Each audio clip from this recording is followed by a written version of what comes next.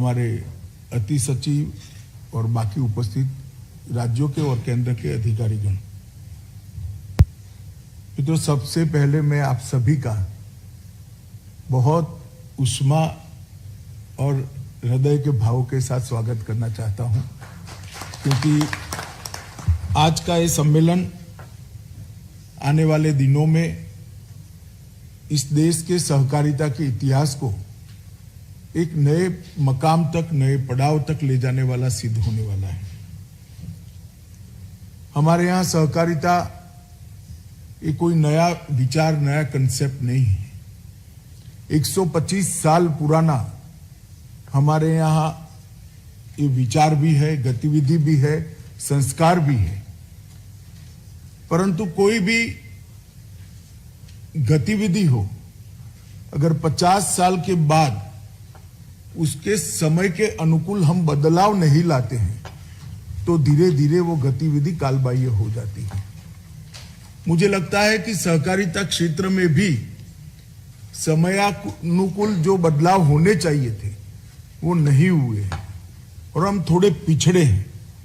अब समय आ गया है कि आज की जरूरियातों के अनुकूल सहकारिता अपने आप को आज की जरूरियातों के अनुकूल सांचे में ढाले, मजबूत करे, पुनः एक बार फिर से सबका विश्वास अर्जित करे और एक नए उत्साह के साथ आजादी के अमृत महोत्सव में, अमृत महोत्सव से शताब्दी तक की ये यात्रा सहकारिता आंदोलन करे, ये समय आ गया है। और इसीलिए देश के सम्माननीय प्रधानमंत्री श्री नरेंद्र मोदी जी ने 6 जुलाई 2021 को सहकारिता मंत्रालय का गठन किया। ये करीब 1 साल के अंदर सहकारिता से जुड़े हुए सभी क्षेत्रों पर सहकारिता मंत्रालय ने अनेकविध बैठकें करी हैं, अनेकविध सम्मेलन, विचार गोष्ठियों का आयोजन किया है और इसमें से विचार मंथन कर एक एजेंडा लेकर आज हम आप सबके सामने आए हैं। क्योंकि सहकारिता प्रमुख रूप से राज्यों का विषय है, मल्टी स्टेट कोऑपरेटिव सोसाइटी छोड़कर और नीतिगत मार्गदर्शन छोड़कर हमारे संविधान ने सहकारिता की सारी गतिविधियों को राज्यों पर छोड़ा है और वो उचित ही किया है। इसमें कोई बदलाव की जरूरत नहीं है। परंतु इसके साथ साथ ये भी जरूरी है कि इतने बड़े देश में, पूर्व, पश्चिम, उत्तर, दक्षिण, कश्मीर से कन्याकुमारी तक फैले हुए देश में पूरा सहकारिता आंदोलन एक टोन पर चले, एक मूड पर चले, एक ही रास्ते पर चले। अगर वो करना है तो सभी राज्यों ने सहकारिता के मामले में अपनी एक कॉमन विचार तय करना पड़ेगा, एक रास्ता तय करना पड़ेगा। आने वाला हमारा कार्यक्रम भी समान हो, वो तय करना पड़ेगा। मैं मानता हूं उस दृष्टि से ये सम्मेलन बहुत महत्वपूर्ण है और मुझे विश्वास है 2 दिन के ये सम्मेलन के बाद पूरे देश का सहकारिता क्षेत्र एक दिशा में ले जाने में हमें बहुत फायदा होगा। मित्रों, वैसे तो सहकारी क्षेत्र को बहुत सारे लोग कृषि से जुड़ा हुआ क्षेत्र मानते हैं, मगर सहकारिता के कई सारे स्वरूप भी है, कई सारे रूप भी है। मैं आगे भाषण में आपको इसके लिए बात करूंगा। परंतु फिर भी सारी चीजों की मीमांसा कर हम सहकारिता को मजबूत करने के लिए कोई एक इकाई को अगर मजबूत करना है तो किस इकाई को मजबूत करना है, इस पर आते हैं। तो पैक्स को मजबूत करने से सहकारिता आंदोलन को हम ज्यादा मजबूत कर पाएंगे, इसमें कोई दो राय नहीं है, इसमें कोई निर्विवाद बात है। और अब पैक्स को मजबूत करने के लिए ढेर सारी चीजें हम लेकर आए हैं। मैं उसके पहले सभी मंत्रियों को कहना चाहता हूं कि हम सब ने मिलकर सहकारिता के क्षेत्र के लिए टीम इंडिया का भाव खड़ा करना पड़ेगा और सहकारी क्षेत्र के विकास के लिए एक ट्रस्टी की भूमिका में, कि बिना किसी लाग लपेट से, बिना किसी राजनीतिक विचार के, एक ट्रस्टी की भूमिका से अपने अपने राज्य में सहकारिता आंदोलन को मजबूत करने के लिए आगे बढ़ना पड़ेगा। मित्रों, सहकारिता के विगत 125 साल के हमारे पास्ट को भी देखना पड़ेगा। बहुत गौरव हो इस प्रकार का 125 साल में भारत के अर्थतंत्र में सहकारिता का योगदान रहा है। मगर मैं चाहता हूं कि अगले 100 साल में ये इससे भी मजबूत हो और सहकारिता अनिवार्य रूप से भारत के अर्थतंत्र का एक मजबूत पिल्लर बनकर सबके दुनिया के सामने, देश के सामने आए और मोदी जी का जो स्वप्न है $5 ट्रिलियन की इकोनॉमी का, इसमें सहकारिता का बहुत बड़ा योगदान है। मित्रों, अब तक 125 साल में आज अगर हम आंकड़ों को देखते हैं तो लगभग 8.5 लाख सहकारी इकाइयां हैं। इसमें ढेर सारे क्षेत्र हैं, अलग अलग क्षेत्र हैं, उपभोक्ता, मैन्युफैक्चरिंग, विपणन, इसके साथ साथ भंडारण, हॉस्पिटल भी कुछ बने हैं, आवास के क्षेत्र में बहुत सारी काम हुआ है, परिवहन के क्षेत्र में हुआ है, डेयरी के क्षेत्र में हुआ है, चीनी मिल के क्षेत्र में हुआ है, मत्स्य उत्पादन के क्षेत्र में हुआ है और सबसे विशेष कृषि के एग्रीकल्चर फाइनेंस के क्षेत्र में और कृषि से जुड़ी हुई सारी गतिविधियों में सहकारिता का बहुत बड़ा योगदान रहा है। डेयरी और हाउसिंग की लगभग 1.5 लाख समितियां हैं, 97,000 हमारे पैक्स हैं, मजदूर सहकारी समितियां भी 46,000 हैं, उपभोक्ता समितियां 26,000 हैं, कई सारी मत्स्य उत्पादन की सहकारी समितियां हैं, चीनी सहकारी मिलें भी बहुत सारी हैं और एक प्रकार से 51% गांव देश के किसी न किसी स्वरूप से कोऑपरेटिव से जुड़े हुए और 94% किसान किसी न किसी स्वरूप से, चाहे दूध उत्पादक सहकारिता से जुड़े हो, चाहे कोई फाइनेंस लेता होगा, चाहे कोई अपने उपज का मार्केटिंग के लिए सहायता लेगा होगा, कोई भंडारण की लेता होगा, परंतु 94% किसान आज सहकारिता से जुड़े हैं। ये हमारा एक उज्जवल इतिहास है और देश के अर्थव्यवस्था में हमारा योगदान मैं इसलिए कहना चाहता हूं कि जिस मकाम पर हम खड़े हैं वो मकाम को जानना भी बहुत जरूरी है। कृषि ऋण वितरण में लगभग 20% आज कोऑपरेटिव सेक्टर के माध्यम से होता है। खाद्य वितरण में 35% वितरण आज कोऑपरेटिव के माध्यम से होता है।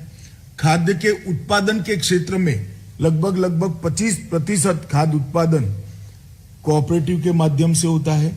चीनी का 31% उत्पादन देश का आज कोऑपरेटिव के माध्यम से होता है। स्पिंडल का 29% जिसको तकली कहते हैं वो काम हमारा कोऑपरेटिव के माध्यम से होता है। दूध का लगभग 10% उत्पादन एक ऐसा क्षेत्र है जिसमें हम बहुत कुछ कर सकते हैं, मैं बाद में बताऊंगा उस पर। 10% कोऑपरेटिव के माध्यम से होता है। गेहूं और धान का 13%, धान का 20% परचेज कोऑपरेटिव के माध्यम से होता है और मछुआरा समितियों के मत्स्य उत्पादन का 21% हमारा कोऑपरेटिव के माध्यम से होता है। मित्रों, जब आज हम यहाँ पर सहकारिता के लिए आने वाले 1 दशक के लिए विचार करने के लिए बैठे हैं, तब हमने नीतिगत एक वाक्यता को लाना होगा। हर राज्य की सहकारिता विभाग एक ही मार्ग पर चले, एक ही विषय को लेकर चले और हमारे थ्रस्ट एरिया चाहे अलग अलग हो परंतु आगे जाने का रास्ता एक हो। आंदोलन पूरे देश में समान तरीके से चले, वो बहुत जरूरी है। अगर हम ऐसा नहीं करते हैं तो आज के सहकारिता क्षेत्र के हम विहंगावलोकन करते हैं पूरे देश का, तो भौगोलिक क्षेत्र की दृष्टि से 3 हिस्सों में हमारा देश बंट गया है। एक कुछ डेवलप राज्य है, वो ज्यादातर पश्चिम और दक्षिण में है। डेवलपिंग राज्य है जो मध्य और उत्तर में है और अंडर डेवलप राज्य है जो पूर्व और पूर्वोत्तर में है। तो एक प्रकार से समान रूप से सहकारिता आंदोलन की सिद्धियां देश भर में नहीं है। हमारा ये प्रयास होना चाहिए कि देश के हर राज्य के अंदर सहकारिता आंदोलन एक समान रूप से आए। जहां पर अभी गतिविधियां बंद पड़ गई है या मंद है वहां उसको हमने आगे लाने का प्रयास करना चाहिए। मित्रों, लगभग ये अगर हमें करना है तो एक नई सहकारी नीति की आवश्यकता पड़ेगी। जो सहकारी नीति पूरे देश के हर राज्य का और केंद्र शासित प्रदेश का, बड़े राज्य और नॉर्थ ईस्ट जैसे छोटे राज्य, केंद्र शासित प्रदेशों का भी एक समान रूप से विचार कर सम विकास सहकारिता क्षेत्र का पूरे देश में हो, इसलिए काम करें और नए क्षेत्रों को भी तराशें। मोदी जी ने आज देश के 70 करोड़ गरीबों को उनके जीवन स्तर को ऊपर लाने का काम किया है। हर एक को घर देने का प्रयास किया है। हर एक को मोदी जी ने पीने का पानी अब पहुंचा रहे हैं, गैस का सिलेंडर भी पहुंचाया है। उनको 2 साल से फ्री ऑफ कॉस्ट खाने का अनाज भी दे रहे हैं। 5 लाख तक की सारी स्वास्थ्य की सुविधाएं भी दे रहे हैं। घर में बिजली पहुंच चुकी है। अब उसकी आकांक्षा जगी है। वो देश के विकास में ये 60-70 करोड़ गरीब लोग अपना योगदान देना चाहते हैं, मगर उनके पास पूंजी बहुत कम है। पूंजी कम है, उनको योगदान देना है, तो उसका माध्यम केवल सहकारिता ही हो सकता है, क्योंकि सहकारिता क्षेत्र एकमात्र ऐसा क्षेत्र है जिसमें कम से कम पूंजी में बहुत सारे लोग एकत्रित आकर बहुत बड़ा योगदान दे सकते हैं। और गुजरात का अमूल इसका उदाहरण है। आज 60,000 करोड़ रुपए का व्यापार लगभग छोटी छोटी महिलाओं की दूध उत्पादन समितियां मिलकर करती है। कई जगह तो अनपढ़ महिलाएं करती है। ये इसका बहुत बड़ा उदाहरण है।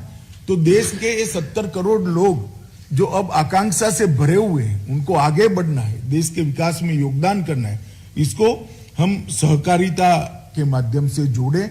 इसलिए सर्वांगीण विकास विचार करने के लिए एक सहकारिता नीति को तैयार करने के लिए एक समिति बनाया गया है।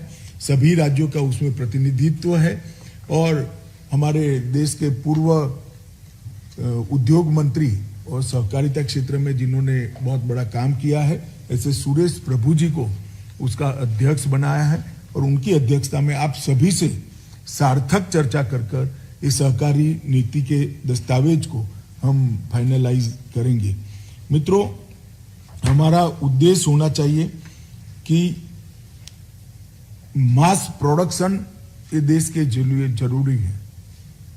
मास प्रोडक्शन देश के अर्थतंत्र के विकास के लिए जरूरी है, मगर जिस तरह से 130 करोड़ की आबादी का हम देश है, इसके लिए प्रोडक्शन बाय मासिस भी जरूरी है। और प्रोडक्शन बाय मासिस का कंसेप्ट सहकारिता के अलावे और कहीं से नहीं आता है। इसके लिए मुझे विश्वास है कि हमारी सहकारिता नीति बहुत आगे इस देश को ले जाएगी। इसका फोकस क्षेत्र हमने तय किया है। फ्री रजिस्ट्रेशन, कंप्यूटराइजेशन, लोकतांत्रिक पद्धति से चुनाव, सक्रिय सदस्यता सुनिश्चित करना, संचालन और नेतृत्व में प्रोफेशनलिज्म और ट्रांसपेरेंसी, व्यावसायिकता और पारदर्शिता लाना, जिम्मेदारी तय होना और जवाबदेही भी तय होना।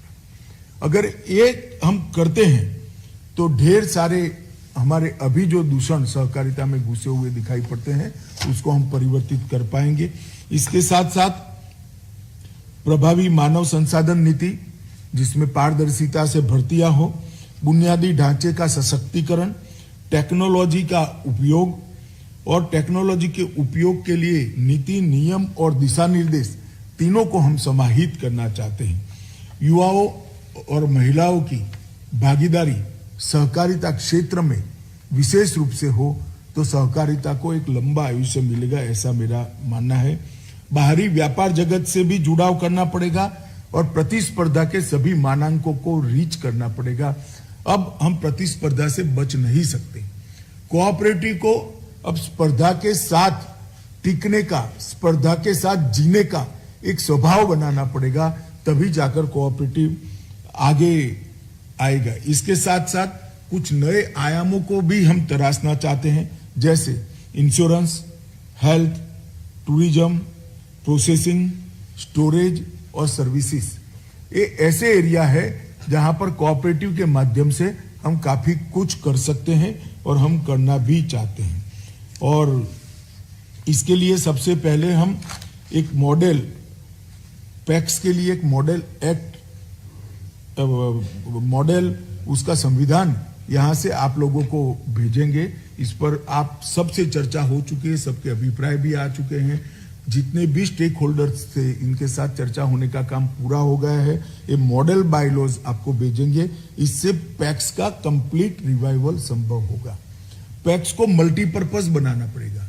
गांव में एक पैक्स है तो अब इतने सारे गैस के सिलेंडर वितरण करने के लिए एजेंसी आ रही है, क्यों हमारे पैक्स गैस सिलेंडर को वितरण न करें? स्टोरेज के लिए इतनी सारी विपुल संभावनाएं हैं, क्यों भंडारण पैक्स न करें? पीसीओज बन रहे हैं तो पैक्स क्यों पीसीओ के क्षेत्र में न हो? अगर जल वितरण के लिए देश भर में समितियां बन रही है तो पैक्स क्यों जल वितरण का काम न करें? पैक्स क्यों आने वाले दिनों में एफपीओ के रजिस्ट्रेशन से युक्त हो? अगर फार्मर प्रोड्यूस ऑर्गेनाइजेशन जो बने एफपीओ बने हैं वो पैक्स तो बने हुए ही है। इसके अंदर एक आयाम अगर उसके बायलॉज के अंदर जोड़ देते हैं तो पैक्स की संपूर्ण स्वामित्व की एक एफपीओ का रजिस्ट्रेशन अलग से कर सकते हैं, जो टैक्सेशन के सारे मामले सेपरेटली डील करेगा। इस प्रकार से ढेर सारे नए आयाम हम इस मॉडल बायलॉज के माध्यम से जोड़ना चाहते हैं। इसके अंदर पारदर्शिता का भी प्रोविजन है, इसके अंदर रिस्पॉन्सिबिलिटी का भी प्रोविजन है और इसके अंदर गतिशीलता का भी प्रोविजन है। मित्रों, अगर ये हम कर पाते हैं तो मुझे पूरा भरोसा है कि हम सहकारी क्षेत्र की मूल इकाई को मजबूत कर सहकारी क्षेत्र को एक नया, लंबा और मजबूत आयुष्य देने में सफल होंगे। अभी लगभग 65,000 पैक्स हैं क्रियान्वयन में, वैसे तो 95,000 हैं, परंतु 65,000 पैक्स आज अपना काम का ठीक ढंग से कर रहे हैं। हमने तय किया है कि 3 लाख पैक्स 5 साल में हम नए बनाए, कुल मिलाकर बनाएंगे तो करीब 2,25,000 पैक्स के रजिस्ट्रेशन का हमने लक्ष्य रखा है। वो पैक्स डेयरी भी होंगे, वो पैक्स एफपीओ भी होंगे, वो पैक्स जल वितरण भी करेंगे, वो पैक्स गैस का वितरण भी करेंगे, वो पैक्स गोबर गैस भी बनाएंगे, वो पैक्स भंडारण का भी काम करेंगे। तो मॉडल बायलॉज जो आएगा इसको जल्दी से जल्दी हर स्टेट अपने यहाँ एडॉप्ट करें और पैक्स के बायलॉज में बदलाव कर पैक्स को रिवाइव करने की दिशा में हमने जल्दी जाना पड़ेगा। मेरा आप सबसे अनुरोध है कि इसको आप बहुत देर करे बगैर अपने अपने राज्य में इसका अमल करेंगे। मित्रों, हमने जिस पंचायतों में पैक्स नहीं है इसको आइडेंटिफाई कर लिया है और एनडीडीबी और सहकारिता विभाग दोनों मिलकर इस पैक्स को कमी को पूरा करने के लिए एक अभियान चलाने वाले हैं, जो डेयरी भी बनाएंगे, पैक्स भी बनाएंगे और हर गांव में, हर पंचायत में लगभग एक पैक्स और डेयरी की उपलब्धता हो जाए, इस प्रकार से हम करेंगे। अगर पैक्स को इतनी मल्टीपर्पज बनाना है तो इसकी अकाउंटिंग सिस्टम को हमने नए सिरे से देखना पड़ेगा। इसलिए मोदी जी ने पैक्स से एपेक्स तक एक सुचारू रूप से एक सीमलेस ट्रांजैक्शन हो, इसके लिए पैक्स के कंप्यूटराइजेशन का निर्णय किया है। हम 65,000 पैक्स को प्रथम चरण में कंप्यूटराइज करेंगे। इसका एक अच्छा सॉफ्टवेयर भी भारत सरकार का सहकारिता विभाग बना रहा है, जिसमें सारे काम को समाहित कर दिया जाएगा। इसके बाद PACS, district cooperative bank, state cooperative bank और नाबार्ड, ये चारों एक ही सॉफ्टवेयर से चलेंगे और एक ही प्रकार की अकाउंटिंग सिस्टम से चलेंगे, जिसके माध्यम से ऑनलाइन ऑडिट की भी सुविधा हो जाएगी। तो ढेर सारी हमारी दिक्कतें पैक्स के बायलॉज एक्सेप्ट करने से और पैक्स के कंप्यूटराइजेशन से और नए सॉफ्टवेयर को एडॉप्ट करने से समाप्त होगी।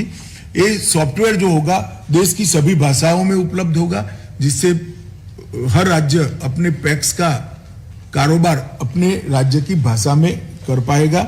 इस तरह से एक बहुत महत्वाकांक्षी योजना सहकारिता विभाग लेकर आया है, मगर वो आप सबके सक्रिय सहयोग के बगैर समाप्त नहीं हो सकती। इसके लिए मेरा अनुरोध है कि इसमें सभी सहकारिता मंत्री इनिशिएटिव लेकर इसको जल्दी करेंगे। जो डिफंक्ट पैक्स पड़े हैं, जो पैक्स आज चल नहीं रहे हैं, मेरा अनुरोध है कि इसको जल्दी से जल्दी लिक्विडेशन की प्रोसीजर कर वहां नए पैक्स बनाए जाए, क्योंकि जब तक पुराने पैक्स का अस्तित्व है आप नए पैक्स को बना नहीं पाएंगे। तो इसकी लिक्विडेशन की प्रक्रिया जल्दी कर दी जाए और नए पैक्स के लिए एक जगह बना दी जाए। अगर पुराने पैक्स को लिक्विडेट की प्रक्रिया शुरू होते ही नए पैक्स की रचना का रास्ता हमारा प्रशस्त होगा। हमने सालों तक इसके केस चलाने का, एडमिनिस्ट्रेटर रखने का कोई तर्क नहीं है, कोई तुक नहीं है। अब जो मर गया है वो मर गया है, इसके कारणों की मीमांसा कर आगे ऐसा न हो ये जरूर करें, परंतु इसको पकड़कर क्या करेंगे? तो इसको लिक्विडेट कर हम नए पैक्स बनाने का रास्ता प्रशस्त करें।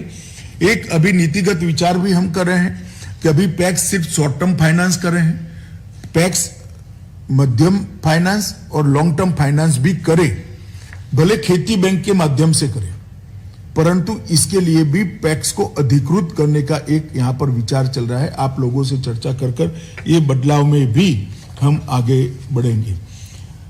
सहकारी विपणन को बढ़ावा देने के लिए नाफेड का एक संपूर्ण स्वरूप बदलने का हम विचार कर रहे हैं। नाफेड प्रोएक्टिव होकर स्टेट के मार्केटिंग फेडरेशन के साथ रहकर पैक्स को सक्रिय रूप से मार्केटिंग में जोड़ेगा और जो मार्केटिंग का पूरा मुनाफा है अंततोगत्वा नाफेड स्टेट के फेडरेशन, डिस्ट्रिक्ट फेडरेशन के माध्यम से पैक्स में पहुंचे, ऐसी ट्रांसपेरेंट व्यवस्था हम करने जा रहे हैं। इस पर भी हमने चर्चा करी है। इतने सारे बदलाव करने हैं तो हमें ट्रेन मैन पावर चाहिए। हमने फाइनेंस के अंदर कोऑपरेटिव फाइनेंस को जानने वाले युवा चाहिए, कंप्यूटर को जानने वाले युवा चाहिए, कोऑपरेटिव के कंसेप्ट को आत्मसात जिसने किया है ऐसे युवा भी चाहिए। अगर ट्रेन मैन पावर चाहिए तो आज एक भी कोऑपरेटिव यूनिवर्सिटी नहीं है। हमने तय किया है कि एक कोऑपरेटिव यूनिवर्सिटी बनाई जाएगी और राज्य के संघ के सहकारी संघ के तत्वाधान में हर राज्य में इसकी एक एफिलिएटेड कॉलेज भी खोलेंगे, जिससे अलग अलग प्रकार की कोऑपरेटिव के लिए जो ट्रेन मैन पावर चाहिए वो मिलेगा। मानो मत्स्य उत्पादन है तो उसके लिए कोल्ड स्टोरेज वगैरह की जानकारी रखने के वाला एक मैन पावर भी हम ट्रेन करेंगे। इनके डिप्लोमा कोर्सेज होंगे, मार्केटिंग के भी होंगे। एज सच सहकारिता के एडमिनिस्ट्रेशन के जानकार भी लोग होंगे और एक्टिविटी स्पेसिफिक ट्रेनिंग मॉड्यूल ये सहकारिता यूनिवर्सिटी बनाएगी और उसको जिले तक ले जाने का हम काम करेंगे, जिससे ट्रेन मैन पावर मिलने की संभावना बढ़ जाएगी। आज हमारे पास सहकारिता का विकास भी करना है तो हमारे पास डेटा नहीं है।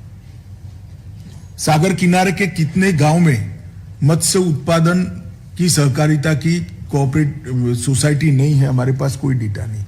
कितने गांव में डेयरी नहीं है, हमारे पास डेटा नहीं है। कितने गांव में पैक्स है, वो तो बड़ा बड़ा अभी 1 साल से लगे थे तो हो चुका है, परंतु एक परमानेंट डेटाबेस भी भारत सरकार बनाने जा रही है और ये हम डेटा बैंक जो बनाएंगे वो अपडेट होती हुई डेटा बैंक होगी, जिसके माध्यम से हमें वैक्यूम कहां है वो मालूम पड़ेगा। अगर कोई चलती हुई सहकारिता प्रॉब्लम में आ गई है तो उसको मदद करने की बात भी कि भाई अरे इस पैक्स का ऑडिट रिपोर्ट जमा नहीं हुआ है, वह देखो जरा क्या है। तो ऑनलाइन पूरे देश को एक डेटाबेस उपलब्ध हो, इस प्रकार का कोऑपरेटिव का डेटाबेस हम बनाने का प्रयास कर रहे हैं। इसमें भी आपका सहयोग चाहिए, क्योंकि डेटा तो अंततोगत्वा राज्यों से आएगा और ये डेटाबेस का एक्सेस हम डिस्ट्रिक्ट तक, डिस्ट्रिक्ट के यूनियन तक देना चाहते हैं, डिस्ट्रिक्ट कोऑपरेटिव बैंक तक देना चाहते हैं। तो फिर इसको सहकारिता क्षेत्र को एक्सपांड करने में और जहां कमी है वो कमी को पूरा करने में ये डेटाबेस काम में आएगा। मित्रों, बीज के उत्पादन में भी हम एक मल्टी स्टेट कोऑपरेटिव बीज उत्पादन की कोऑपरेटिव बनाने जा रहे हैं, जो R&D भी करेगी, बीज की नस्लों को संवर्धित और संरक्षित रखेगी और नई नस्लें भी बनाएगी जो ज्यादा उत्पादन दे पाएगी। तो हम इसके लिए 4-5 बड़े कोऑपरेटिव्स को मिलाकर एक राष्ट्रीय स्तर पर हम बीज की गुणवत्ता बढ़ाने के लिए और हमारे पुराने बीज है उनको संरक्षित और संवर्धित करने के लिए एक कोऑपरेटिव मल्टी स्टेट कोऑपरेटिव बनाने के लिए जा रहे हैं। आज देश में प्रधानमंत्री जी ने किसानों को आह्वान किया है कि ऑर्गेनिक खेती को बढ़ा दे। प्राकृतिक खेती आज समय की जरूरियात हो गई है और किसान की आय बढ़ाने में प्राकृतिक खेती एक बहुत बड़ा हथियार भी बन सकती है। दुनिया भर में ऑर्गेनिक प्रोडक्ट का मांग है, मगर हमारे यहाँ सर्टिफिकेशन की व्यवस्था नहीं है। ये प्रोडक्ट जो प्राकृतिक ऑर्गेनिक के नाम से बिक रहा है वो ऑर्गेनिक है या नहीं है, इसकी विश्वसनीय सर्टिफिकेशन की व्यवस्था नहीं है। इसके मार्केटिंग भी की भी व्यवस्था नहीं है, इसकी एक्सपोर्ट की भी व्यवस्था नहीं है। तो अमूल के नेतृत्व में हम ऑर्गेनिक प्रोडक्ट को सर्टिफाइड करने का और उसके मार्केटिंग करने की एक कोऑपरेटिव बनाने जा रहे हैं, जो मल्टी स्टेट कोऑपरेटिव होंगी, जिसमें सब स्टेट को हम जोड़ेंगे। तो आपके राज्य का ऑर्गेनिक प्रोडक्ट बनाने वाला किसान अपने मिट्टी का परीक्षण करा लेगा, अपने उत्पादों का परीक्षण करा लेगा और उसका उत्पाद पूरा का पूरा अमूल परचेज कर विश्व भर के बाजार में एक्सपोर्ट से लेकर दिल्ली या बड़े शहरों में बेचकर जो मुनाफा आएगा वो कोऑपरेटिव के सिद्धांतों के अनुरूप वापस किसान के पास जाएगा। इस प्रकार की एक बहुत मजबूत व्यवस्था हम बनाने जा रहे हैं। आने वाले 2 महीने के अंदर ही हम बीज संवर्धन का और जैविक उत्पादों के मार्केटिंग का और सर्टिफिकेशन का कोऑपरेटिव मल्टी स्टेट कोऑपरेटिव बना लेंगे, जिससे राज्य जुड़ेंगे तो राज्य के ऑर्गेनिक फार्मिंग करने वाले किसानों को बहुत बड़ा फायदा होगा। इसके साथ साथ अमूल, इफको, नाफेड, एनसीडीसी और क्रिप्को इतने लोग मिलकर एक मल्टी स्टेट एक्सपोर्ट हाउस भी बनाने जा रहे हैं, जो खादी के उत्पादों को, जो हैंडीक्राफ्ट से उसके उत्पाद को और एग्रीकल्चर उत्पाद को विश्व भर के बाजार में एक्सपोर्ट करने का काम करेगा। छोटी से छोटी कोऑपरेटिव इकाई को भी अपने प्रोडक्ट को एक्सपोर्ट करना है तो कहीं जाने की जरूरत नहीं, कोई एलसी लिमिट की जरूरत नहीं है, कोई फाइनेंस की जरूरत नहीं है। ये मल्टी स्टेट कोऑपरेटिव निर्यात बनेगा, निर्यात के लिए जो मल्टी स्टेट कोऑपरेटिव बनेगा वो ही उसको आगे पर ले जाएगा। मित्रों, इन शॉर्ट पैक्स का computerisation, multi state cooperative state के कानून में हम बहुत बड़े बदलाव ला रहे हैं, आप लोगों से चर्चा हो गई है। मॉडल बायलॉज भी हम ला रहे हैं, राष्ट्रीय सहकारिता विश्वविद्यालय बना रहे हैं, राष्ट्रीय सहकारी डेटा बैंक बना रहे हैं, एक एक्सपोर्ट हाउस भी बना रहे हैं, ऑर्गेनिक एग्रीकल्चर प्रोडक्ट को बेचने के लिए एक मल्टी स्टेट कोऑपरेटिव सोसाइटी बना रहे हैं और बीज उत्पादन के लिए भी हम एक कोऑपरेटिव बनाने जा रहे हैं। मित्रों, सहकारिता मंत्रालय में कोऑपरेटिव को स्ट्रेंथन करने के लिए इस 1 साल में ढेर सारे काम किए हैं। जैसे चीनी मिलों के लिए अतिरिक्त आयकर लगता था, कोऑपरेटिव चीनी मिलों को ही लगता था। जिन राज्यों में चीनी मिलों का कारोबार है उनको मालूम होगा, विशेषकर महाराष्ट्र, कर्नाटक, गुजरात, उत्तर प्रदेश। तो एक बहुत अन्यायी बात थी और 50 साल से चल रही थी। सहकारिता मंत्रालय बनने के 1 माह के अंदर ही अतिरिक्त आयकर को हमने समाप्त कर एक बहुत बड़ा कोऑपरेटिव को इक्वालिटी का स्टेटस देने का काम किया है। सहकारी समिति पर अधिभार जो था वो 12% से घटाकर 7% कर लिया है। देश भर की कोऑपरेटिव को इसका फायदा हुआ है। एमएटी के दर को 18.5% से घटाकर 15% लाकर कॉरपोरेट के लेवल पर लाने का काम किया है। क्रेडिट गारंटी फंड योजना को भी हम अब डीसीसीबी और एसटीसीबी ऋण देने के उनकी पात्रता बढ़ाई है। जेम के बड़े जो कोऑपरेटिव अभी तो 100 करोड़ तक का टर्नओवर रखा है, मगर जेम पर से परचेस करने के लिए और जेम पर बेचने के लिए कोऑपरेटिव को हमने मान्यता दी है। पैक्स के कंप्यूटराइजेशन का भी, जैसे मैंने पहले बताया, एक योजना लेकर आए हैं। ग्रामीण और शहरी सहकारी व्यवसायी बैंकों पर ढेर सारे पॉजिटिव निर्णय कर उनका व्यापार बढ़े, इस प्रकार का आरबीआई से बदलाव कराने में भी हमें सफलता मिली है। और इसके साथ साथ अर्बन कोऑपरेटिव बैंक के और बैंकिंग क्षेत्र के इन टोटो जितने सवाल आरबीआई के साथ लंबित है उसका भी एक लिस्टिंग हो चुका है। हमारी सभी फेडरेशनों से बैठक हो गई है। आरबीआई को अग्रिम मुद्दे सहकारिता सचिव ने भेज दिए हैं और कुछ ही समय में आरबीआई के साथ हम बात कर इसके भी निपटारे के लिए करेंगे। मैं आपको इतना ही कहना चाहता हूं, अब सहकारिता आंदोलन के साथ दोयम दर्जे के नागरिक का व्यवहार नहीं हो सकता। सेकंड ग्रेड सिटीजन का व्यवहार जो अब तक होता था वो नहीं होगा। हमें भरोसा रखना चाहिए और मोदी जी ने ये विश्वास समग्र सहकारिता क्षेत्र को दिया है। परंतु हमने भी पारदर्शिता लानी पड़ेगी, हमने भी जवाबदेह होना पड़ेगा, हमने भी एफिशिएंसी बढ़ानी पड़ेगी, हमने भी टेक्नोलॉजी को एक्सेप्ट करना पड़ेगा, हमने भी प्रोफेशनल को एक्सेप्ट करना पड़ेगा, हमने भी परिश्रम कर नए नए क्षेत्रों में सहकारिता को पहुंचाना पड़ेगा। और ये अगर हम सहकारिता क्षेत्र के सहयोग से अगर करते हैं, मेरी करीब एक साल में 20 राष्ट्रीय फेडरेशनों से के साथ डिटेल बैठक हुई है, इनके भी प्रॉब्लम सारे लिस्ट आउट किए, इसको भी हम रिजॉल्व करेंगे। परंतु मैं फिर से इस बात पर वजन देना चाहता हूं कि सहकारिता राज्यों का क्षेत्र है। जब तक राज्य की इकाइयां इस बदलाव के लिए अपने आप को तैयार नहीं करती है, ये कभी हो नहीं सकता। इसलिए मेरा आप सभी से अनुरोध है कि इतने सारे बदलाव जो तो मैं बोल भी नहीं पाया हूं, मगर हमने तय किया है कि सम्मेलन के बाद सहकारिता सचिव देश भर के सहकारिता विभाग को एक डिटेल नोट भेजेंगे कि सहकारिता विभाग आने वाले 1 वर्ष के अंदर क्या करने जा रहा है।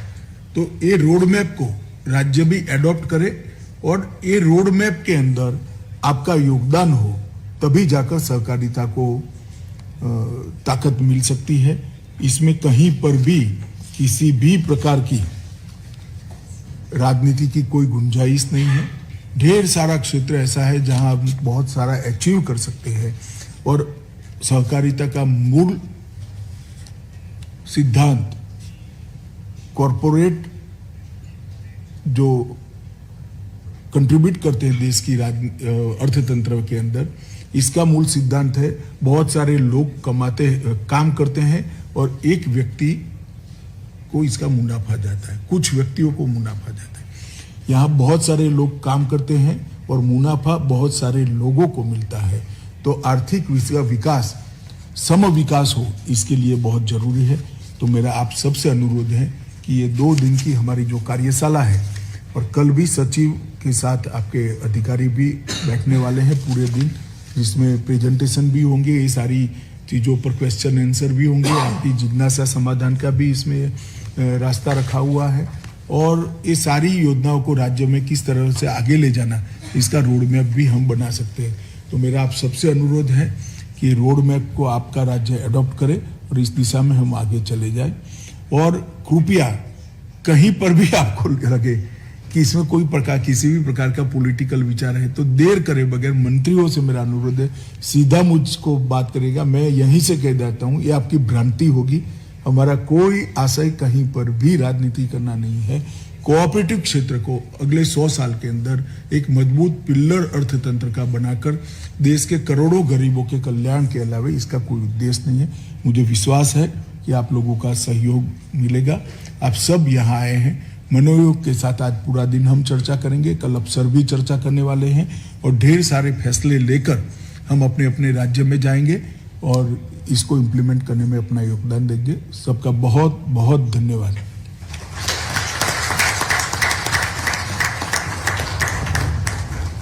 सभा के समक्ष अपने विचार रखने व सम्मेलन के आगे के कार्यक्रम को दिशा प्रदान करने के लिए माननीय मंत्री जी का बहुत बहुत धन्यवाद।